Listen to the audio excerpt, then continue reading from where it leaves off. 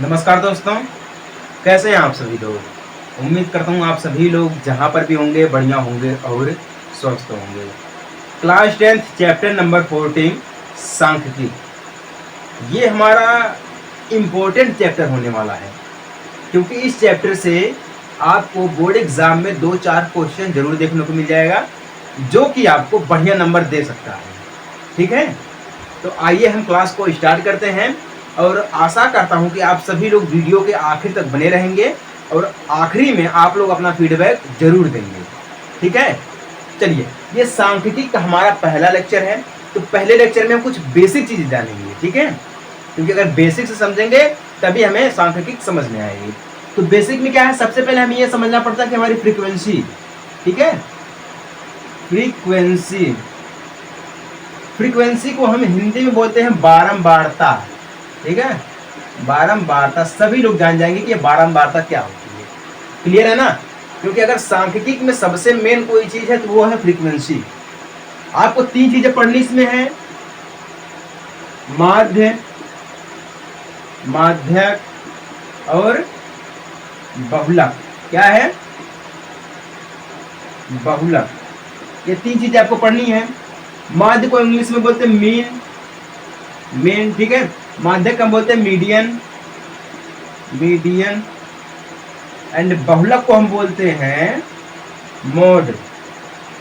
क्या बोलते हैं? मोड या मॉडल, मोड या मॉडल बोलते हैं। ठीक है, आज का जो हमारा लेक्चर होगा वो माध्यक के ऊपर होगा, सॉरी माध्य के ऊपर होगा, यानी कि मेन के ऊपर होगा। और चूंकि अगर हमें सांख्यिकी के बारे में समझना है तो हमें इन चीजों को समझना पड़ेगा, इन तीनों को समझना पड़ेगा, क्योंकि इस चैप्टर में सिर्फ यही 3 चीजें मेन है। ठीक है, तो चलिए हम सबसे पहले हम माध्य को समझ लेते हैं। ठीक है, माध्य में देखिए क्या चीज होता है, एक होता है यक्स आई, ठीक है, एक होता है यफ आई। यक्स आई हमारा जो होता है वो एक प्रकार से मान लीजिएगा हमारा क्या होता है, मेन के रूप में इसको हम निरूपित करते हैं, यानी कि रिप्रेजेंट करते हैं। ठीक है, और यफ आई यानी कि जो हमारा यफ होता है वो हमारी फ्रीक्वेंसी होती है। जो हमारा यफ होता है वो हमारी एक फ्रीक्वेंसी होती है। और जो यहाँ पर आई की बात अगर हम लोग करते हैं तो आई का मतलब हो जाता है 1 से लेकर के 1 से n तक। ठीक है, यानी कि 1 से n तक का मतलब ये होता है कि जैसे कि मान लीजिए हमारे पास एक संख्या आती है यक्स आई, ठीक है, dot x, x1, x2, x3 dot dot dot dot xn। ठीक है, ये होता है। तो इसका मतलब ये हो जाता है कि 1 से लेकर के n तक। ठीक है, i का मतलब ये हो जाता है, इसलिए हम इसको हम रिप्रेजेंट करते हैं i से। ठीक है, किससे रिप्रेजेंट करते हैं? i से रिप्रेजेंट करते हैं। और जैसे कि अगर हमारे पास दिया गया f1, f2, f3 dot dot dot fn तक दिया गया है, तो इसका मतलब हो जाता है फ्रीक्वेंसी जो हमारी है वो फ्रीक्वेंसी होती है 1 से लेकर के n तक। ठीक है, क्या होती है? 1 से लेकर के n तक होती है। इसके बारे में हम अभी समझेंगे। ठीक है, थोड़ा विस्तार से समझेंगे, क्योंकि हम आपको बोले हैं कि जब भी हमें कोई भी क्लास स्टार्ट करना हो या कुछ भी करना हो तो हम बेसिक से स्टार्ट करते हैं। कहाँ से स्टार्ट करते हैं? बेसिक से स्टार्ट करते हैं। तो आप सभी लोग एक हेडिंग डाल लीजिएगा, माध्य। क्या है? माध्य। ठीक है, जिसको हम बोलते हैं मेन। ठीक है, इसको हमें समझना है। देखिए, माध्य में हम आपको बोले हैं हमारे पास 2 प्रेक्षण होते हैं। ठीक है, हमने आपको बोले हैं कि यक्स आई होता है एंड यफ आई होता है। यक्स आई जो हमारा होता है ये इसको रिप्रेजेंट करते हैं हम मेन से। ठीक है, यानी कि मेन को रिप्रेजेंट करते हैं एक्स से, या एक्स को रिप्रेजेंट करते हैं मेन से। ठीक है, हमारी ये फ्रीक्वेंसी होती है, अभी हम आपको बताए हैं। देखिए, अगर जब हमारे पास ये 2 चीज हो जाती है तो हम लिखते हैं x1 f1, यानी कि x जो है वो f1 बार आता है। ठीक है, इसका मतलब ये हो जाता है कि x1 जो है वो f1 बार आता है और x2 जो है वो f2 बार आता है। ठीक है, इस प्रकार से हमारा जब ये चलता है तो हम लिखते हैं कि x1 f1, ठीक है, plus x1 x2 f2 plus x3 dot dot dot, उसके बाद लिखते हैं प्लस में xn एफ एन, ठीक है। इसलिए बोलते हैं क्योंकि जो इसका फॉर्मूला बनेगा वो बनेगा, माध्य का जो फॉर्मूला बनेगा वो बनेगा x bar is equal to sigma f i x i divided by sigma f i. ये इसका बनेगा सूत्र, सूत्र यानी कि फॉर्मूला, किसका, माध्य का फॉर्मूला ये हमारा बनेगा, ठीक है। आप सभी लोग फॉर्मूले को नोट कर लीजिएगा, ये माध्य का फॉर्मूला है, ठीक है। अब आइए इस फॉर्मूले को थोड़ा हम समझ लेते हैं विस्तार से, ये फॉर्मूला बना कहाँ से हमारा है।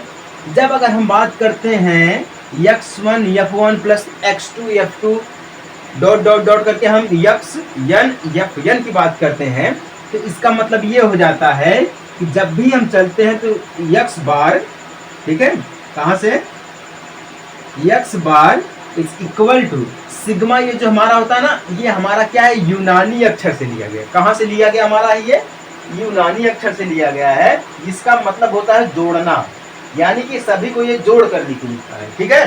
क्या करता है, सभी को ये जोड़ कर लिखता है, तो हम लिखेंगे f1, ठीक है, x1 प्लस में f2 x2, ठीक है, प्लस में f3 x3 dot dot dot plus में, इसके बाद लिखेंगे हम fn xn डिवाइडेड बाई, पूरा का पूरा डिवाइडेड हम इसको करेंगे, डिवाइडेड बाई हम लिखेंगे f2 प्लस में f3, यहाँ पे प्लस में रहेगा f1, ठीक है, डॉट डॉट डॉट fn, ठीक है। ये एक प्रकार से यहाँ तक हम ये फॉर्मूलों को एक बार एक्सप्लेन कर रहे हैं, ठीक है। यहाँ तक हम इसको लेकर आए हैं, जब चूंकि ये चीजें यहाँ से आई हैं, ये चीजें जो मिली है हमें यहाँ से मिली है, ठीक है। जब यहाँ से मिली है तो हम इसीलिए इन सभी को जब जोड़ेंगे तो एक पॉइंट लगा देंगे, क्योंकि इतना बड़ा अगर हम फॉर्मूले को नोट करेंगे, ठीक है, तो जाहिर सी बात है कि बहुत टाइम लगेगा। इसीलिए इतने बड़े फॉर्मूले को कम फॉर्मूले में कन्वर्ट करने के लिए हमारे जो है मैथमेटिशियन ने क्या किया था, वो सिग्मा का प्रयोग किया। सिग्मा का मतलब भी होता है जोड़ना, और इसका अगर हम देखेंगे तो इसको भी हम जोड़ेंगे ही जोड़ेंगे, ठीक है।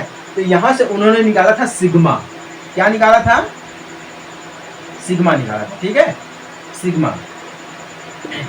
सिग्मा सिग्मा देखिए, जब हम बात करते हैं आई की, ठीक है, क्योंकि आई लगा है तो आई इज इक्वल टू हो जाता है 1, ऊपर हो जाता है n, ठीक है, ऊपर हो जाता है n, यानी कि आई इज इक्वल टू 1 से लेकर के n तक, ठीक है, ये चीज बनता है 1 से लेकर के n तक, क्लियर है ना। तो इसी को हम बोलते हैं sigma i is equal to 1 से n तक, ठीक है। इसीलिए हम लगाते हैं सिग्मा एफ आई एक्स आई, ठीक है, एफ आई एक्स आई। अब इसको हम बोलते हैं ना, इस फॉर्मूले को बोलते हैं डायरेक्ट मेथड, डायरेक्ट मेथड, ठीक है, मेथड, हम इसको बोलते हैं डायरेक्ट मेथड, यानी कि प्रत्यक्ष विधि, ठीक है। इसको अब इतना लंबा हो गया है, इसको कम समय में सॉल्व करने के लिए एक और हमारे पास फॉर्मूला है, जिसको हम बोलते हैं कल्पित माध्य बिंदु या विधि, ठीक है, कल्पित माध्य विधि, जिसको बोलते हैं एसोसिएटिव, सॉरी एसोसिएटिव, क्या बोलते हैं, एसोसिएटिव जो है मेथड, ठीक है, एस्यूमेड, सॉरी एस्यूमेड मेथड हो जाता है, एस्यूमेड मेन मेथड, यानी कि कल्पित माध्य विधि, ठीक है। इसका जो फॉर्मूला होता है वो फॉर्मूला होता है एक्स बार, ठीक है, is equal to sigma f i d i divided by sigma f i, ठीक है, सिग्मा एफ आई, यही इसका होता है फॉर्मूला, ठीक है। क्या होता है, यही होता है इसका फॉर्मूला। या अगर हम इसको फॉर्मूले को दूसरे रूप में तोड़ेंगे, क्योंकि दोनों फॉर्मूला हमारा काम आता है, अगर दोनों रूप में हम इसको तोड़ेंगे तो ये जो फॉर्मूला यहाँ से मैं लिख लेता हूँ, ये जो फॉर्मूला बनेगा वो x bar is equal to a plus sigma f i d i divided by sigma f i, ठीक है। क्या बनेगा, सिग्मा एफ आई बनेगा, इसको हम बोलते हैं कल्पित माध्य बिंदु, ठीक है, कल्पित माध्य विधि, विधि बोलते, बिंदु नहीं, विधि बोलते, जिसको बोलते हैं एस्यूमेड एस्यूमेड मेन मेथड, ठीक है, एस्यूमेड मेन मेथड। अभी देखिए ये क्या होता है, इसका मतलब ये होता है जैसे कि मान लीजिए अगर हमें इसको ज्ञात करना है तो बहुत ही बड़ा सा पॉइंट दे दिया जाता है, ठीक है। अभी ऐसे हमारे माध्यक होते हैं, माध्य होते हैं, जिनको हम दो तरीकों से अगर निकालेंगे तो उनका कुछ अलग वैल्यू आ जाता है, उसका जो मान होता है वो अलग आ जाता है, ठीक है। उन अलग मान को भी हम एक प्रकार से निकाल सकते हैं, उसके लिए हमारे पास ये दिया कल्पित माध्य विधि, यानी कि एस्यूमेड मेथड, ठीक है। ये देखिएगा जैसे कि हमारे पास कई बार जब फ्रीक्वेंसी आ जाती है, जब बड़ी बड़ी फ्रीक्वेंसी आ जाती है, क्वेश्चन आ जाते हैं, तो उनको हल करने के लिए क्या होता है ना, हमें एक मेन पॉइंट को खोजना पड़ता है, एक जिसको हम इसको हम कहाँ से निकालते हैं, इस चीज को हम निकालते हैं, इस चीज को हम निकालते हैं मध्य बिंदु से, ठीक है, मध्य बिंदु से, यानी कि क्या हमारा मिड पॉइंट से निकालते हैं, ठीक है। ये हमारा कहाँ से आता है, मिड पॉइंट से, मिड पॉइंट, इसको हम कहाँ से लेते हैं, मिड पॉइंट से लेते हैं, ठीक है। ये हमारा तो मिड पॉइंट हो जाता है। क्लियर है कि नहीं क्लियर है? बहुत बढ़िया, बहुत बढ़िया, क्लियर होना चाहिए, ठीक है। अब ये जो हमारा डी आता है, कुछ लोग सोचते हैं कि डी कहाँ से आया है। डी का मतलब ये हो जाता है कि जैसे मान लीजिए हमारे पास ये क्या दिया गया है, अगर हमने यक्स बार को एक छोटे रूप में लिखा है ए के, ठीक है, तो हम क्या करेंगे, यक्स बार माइनस ए करेंगे, ठीक है। मतलब एक्स बार से हम ए को घटाएंगे, जब ए को घटाएंगे यानी कि ए का मतलब क्या होता है, जो हमने एक छोटा सा मिड पॉइंट लिया है उसको हम बोलते हैं ए, ठीक है, उसको हम क्या बोलते हैं, ए बोलते हैं। अब यहाँ पे तो आपको समझ में नहीं आएगा कि मिड पॉइंट क्या है कि नहीं है, यहाँ पर तो आपको समझ में नहीं आएगा कि मिड पॉइंट क्या है, लेकिन अपने अगले लेक्चर में यानी कि दूसरे लेक्चर में आपको और भी बढ़िया से एक्सप्लेन मैं कराऊंगा, ठीक है, क्योंकि मैं थोड़ा थोड़ा इंट्रोडक्शन इसका दे रहा हूँ। क्या ये इंट्रोडक्शन है, क्योंकि हमारा पहला लेक्चर है तो हमें इसको समझना पड़ेगा, ठीक है। ए से घटाएंगे हम, तो इन दोनों का जो डिफरेंस होगा, इन दोनों का जो डिफरेंस होगा वो हम इसको लिखेंगे डी से, किससे, डी से। अब हम इसे लिखते हैं D I is equal to x bar minus A, क्या है, यक्स बार माइनस ए होता है, तो ये होता है यक्स बार माइनस ए, तो हम इसको लिखते हैं डी, ठीक है, डी आई लिखते हैं, ठीक है। इसका पूरे का मतलब ये होता है कि डी आई, इसीलिए हम इसको लिखते हैं डी आई। समझ में आई बात ना, बहुत बढ़िया, अगर समझ में आ गई तो बहुत बढ़िया भाई, नहीं समझ में आई तो कोई दिक्कत वाली बात नहीं है, मैं हूं ना अभी, नहीं समझ में आई है तो कोई दिक्कत वाली बात नहीं है, मैं हूं। ये हमारा दूसरा मेथड हो गया है। एक और हमारे पास मेथड है, ठीक है, एक मेथड है, उसको हम बोलते हैं कि स्टेप डिवाइजन मेथड, ठीक ना, स्टेप डिवाइजन मेथड, जहां पर अगर हम बात करेंगे तो ये आ जाता है x bar is equal to a plus h, ठीक है, sigma f i u i divided by sigma f i, ठीक है। इसको हम बोलते हैं स्टेप डिवाइजन मेथड, ठीक है। हिंदी में इसको हम बोलते हैं पग विचलन विधि। क्या बोलते हैं हिंदी में, पग विचलन विधि, ठीक है, इसको ज्ञात करने के लिए। समझ में आई बात ना, ये तीन फॉर्मूले होते हैं माध्य के, तीनों फॉर्मूले को मैं समझा दिया, ठीक है, तीन फॉर्मूले होते हैं माध्य को ज्ञात करने के लिए, ठीक है। किसी को कोई दिक्कत, कोई डाउट अगर है तो वो बता दे, ठीक है, अगर किसी को कोई दिक्कत है, कोई डाउट है तो वो हमें बता दे, कोई दिक्कत वाली बात नहीं है। हम इसलिए बोले हैं कि लास्ट में आप लोग अपना फीडबैक जरूर दीजिएगा कि ये कैसे होता है, ठीक है। हमें इन तीनों चीजों को ज्ञात करना पड़ेगा, इन तीनों चीजों का मतलब यही हो जाता है कि माध्य, ठीक है। अब ऐसे अगर हम इस टाइप से निकालेंगे तो हमारा जो माध्य होगा वो बिल्कुल सटीक निकलेगा, ठीक है। अगर हम सिर्फ इससे निकालेंगे डायरेक्ट मेथड से यानी कि प्रत्यक्ष विधि से निकालेंगे तो इसका कुछ और मान मिल जाएगा, कल्पित माध्य से निकालेंगे तो इसका मान कुछ और मिलेगा, ठीक है। अगर हमें पग विचलन विधि से निकालना है तो इसका मान कुछ और हो जाएगा, ठीक है। अगर हमें एक ही क्वेश्चन को तीनों फॉर्मूले से निकालना पड़ेगा तब जाके अगर वो तीनों फॉर्मूले में सही आ गया, ठीक है, तीनों फॉर्मूले के अनुसार उसका आंसर एक ही मिला है तब हम कहेंगे कि माध्य विधि जो हमारी है वो क्या है, राइट है। क्या है, राइट है। समझ में आई बात ना? हाँ जी, बहुत बढ़िया, समझ में आ गई है। तो इससे आगे मैं क्या हो कहूँ, देखिए साथ ही साथ में आपका सब कुछ चलता रहेगा, ठीक है।